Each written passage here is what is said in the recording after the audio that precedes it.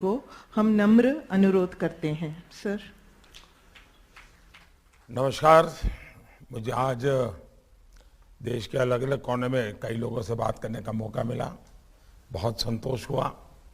सरकार के प्रयासों का लाभ लोगों तक पहुंचाने के लिए जो लोग इस अभियान में जुटे हैं, मैं उन सबका आभार व्यक्त करता हूं। आप में से कुछ साथियों को आज सम्मानित करने का सौभाग्य सरकार को मिला है। आप सभी को जन औषधि दिवस की भी मैं बहुत बहुत शुभकामनाएं देता हूं। जन औषधि केंद्र तन को औषधि देते हैं, मन की चिंता को कम करने वाली औषधि है, तो धन को बचाकर जन जन को राहत देने वाला का भी काम इसमें हो रहा है।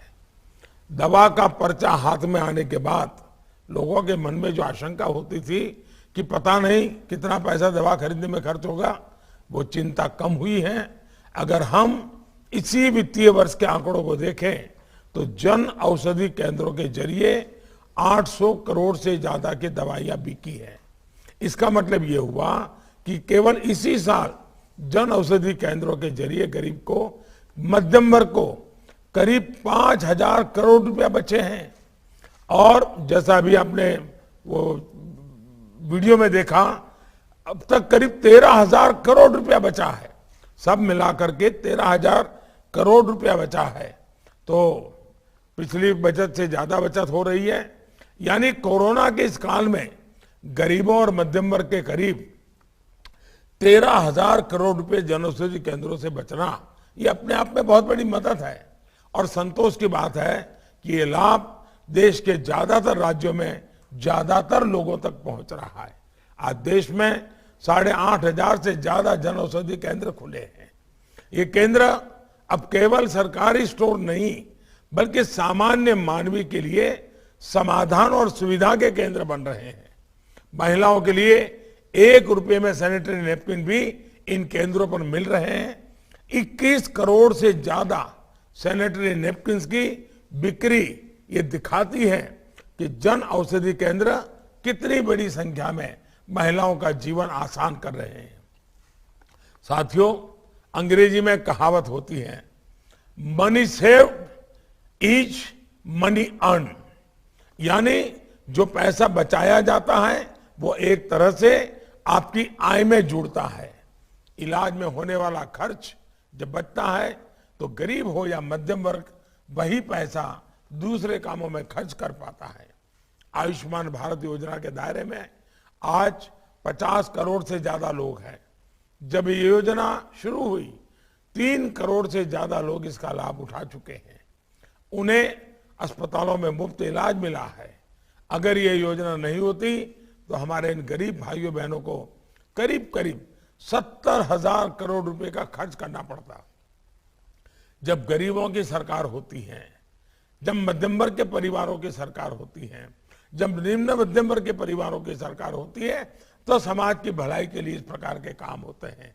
हमारी सरकार ने जो पीएम नेशनल डायलिसिस प्रोग्राम शुरू किया है, उसके तहत, क्योंकि आजकल किडनी को लेकर के कई समस्याएं ध्यान में आ रही हैं, डायलिसिस की सुविधा को लेकर के ध्यान में आती हैं, जो हमने अभियान चला है, आज गरीबों ने डायलिसिस की सेवा के करोड़ों से ज्यादा सेशन मुफ्त कराए हैं। इस वजह से गरीबों के सिर्फ डायलिसिस का 550 करोड़ रुपया हमारे इन परिवारों के बचे हैं। जब गरीबों की चिंता करने वाली सरकार होती है तो ऐसे ही उनके खर्च को बचाती है। हमारी सरकार ने कैंसर, टीबी, डायबिटीज, टीबी हो या डायबिटीज हो, हृदय रोग हो, ऐसी बीमारियों के इलाज के लिए जरूरी 800 से ज्यादा दवाइयों की कीमत को भी नियंत्रित किया है। सरकार ने यह भी सुनिश्चित किया है कि स्टेंट लगाने और नी इम्प्लांट की कीमत भी नियंत्रित रहे। इन फैसलों से गरीबों के करीब करीब 13,000 करोड़ रुपए बच पाए हैं। जब गरीबों और मध्यम वर्ग के हितों के बारे में सोचने वाली सरकार होती है तो सरकार के ये फैसले जन सामान्य को लाभ करते हैं और जन सामान्य भी एक प्रकार से इस योजनाओं का एम्बेसडर बन जाता है। साथियों, कोरोना के समय में दुनिया के बड़े बड़े देशों में वहां के नागरिकों को एक एक वैक्सीन के हजारों रुपए देने पड़े हैं, लेकिन भारत में हमने पहले दिन से कोशिश की कि गरीबों को वैक्सीन के लिए, हिंदुस्तान के एक भी नागरिक को वैक्सीन के लिए कोई खर्चा न करना पड़े। और आज देश ने मुफ्त वैक्सीन का यह अभियान सफलतापूर्वक चलाया है और हमारी सरकार 30,000 करोड़ रुपए से ज्यादा इसमें खर्च कर चुकी है, क्योंकि हमारे देश का नागरिक स्वस्थ रहे। आपने देखा होगा अभी कुछ दिन पहले ही सरकार ने एक और बड़ा फैसला लिया है जिसका बड़ा लाभ गरीब और मध्यम वर्ग के बच्चों को मिलेगा। हमने तय किया है कि प्राइवेट मेडिकल कॉलेज में आधी सीटों पर सरकारी मेडिकल कॉलेज के बराबर ही फीस लगेगी, उससे ज्यादा पैसे फीस के नहीं ले सकते हैं। इससे गरीब और मध्यम वर्ग के बच्चों के करीब करीब 2,500 करोड़ रुपए बचेंगे। इतना ही नहीं, वो अपनी मातृभाषा में मेडिकल एजुकेशन कर सके, टेक्निकल एजुकेशन ले सके। ये इसके कारण गरीब का बच्चा भी, मध्यम वर्ग का बच्चा भी, निम्न मध्यम वर्ग का बच्चा भी, जिसके बच्चे स्कूल में अंग्रेजी में नहीं पढ़े हैं, वो बच्चे भी अब डॉक्टर बन सकते हैं। भाइयों और बहनों, भविष्य की चुनौतियों को ध्यान में रखते हुए हमारी सरकार हेल्थ इंफ्रास्ट्रक्चर को निरंतर मजबूत कर रही है। आजादी के बाद इतने दशकों तक देश में केवल एक ही एम्स था, लेकिन आज देश में 22 एम्स हैं।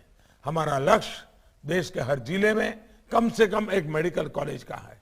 देश के मेडिकल संस्थानों से अब हर साल 1.5 लाख नए डॉक्टर्स निकल आ रहे हैं, जो स्वास्थ्य सेवा की गुणवत्ता और सुलभता के बहुत बड़ी ताकत बनने वाले हैं। देश भर के ग्रामीण इलाकों में हजारों वेलनेस सेंटर्स भी खोले जा रहे हैं। इन प्रयासों के साथ ही कोशिश ये भी है कि हमारे नागरिकों को अस्पताल जाने की जरूरत ही न पड़े। योग का प्रसार हो, जीवन शैली में आयुष का समावेश हो, फिट इंडिया और खेलो इंडिया मूवमेंट हो। आज ये हमारे स्वस्थ भारत अभियान के प्रमुख हिस्सा है।